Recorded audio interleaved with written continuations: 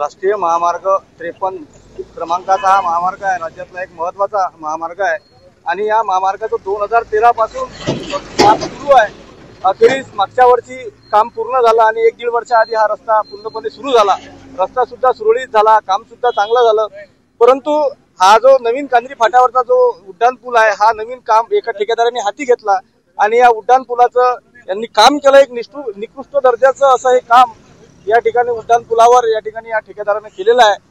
म्हणजे 1 महिना झाला रस्ता सुरू होऊन आणि या ठिकाणी प्रचंड असे खड्डे पडले। 8 दिवसापूर्वी त्यांनी याची मलमपट्टी सुद्धा केली होती, तरीही खड्डे जसेचे तसेच या ठिकाणी तयार झालेले आहेत आणि रोज नवनवीन अपघात या ठिकाणी होतात।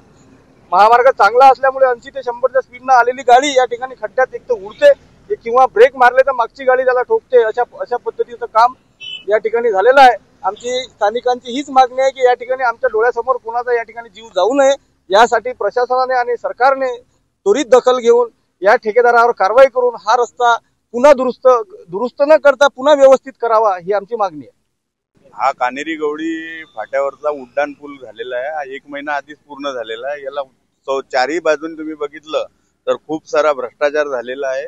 रस्त्याची क्वालिटी एकदम निकृष्ट दर्जाची आहे। सर्व तुम्हाला या साईडनी गड्डे पाहायला मिळतील, त्या साईडनी आहे। याची व्यवस्थित दुरुस्ती करून पुन्हा काम व्यवस्थित करून द्यावं अशी मागणी आमची गावकऱ्याची आहे। इथं खूप लोकांचे ऍक्सिडेंट झालेले आहेत, बरेच ऍक्सिडेंट रोज होत राहतात, रोज घटना घडतात। काही जीवित हानी होते, काही जनरल पण हानी होतच राहते, पण चालूच राहते।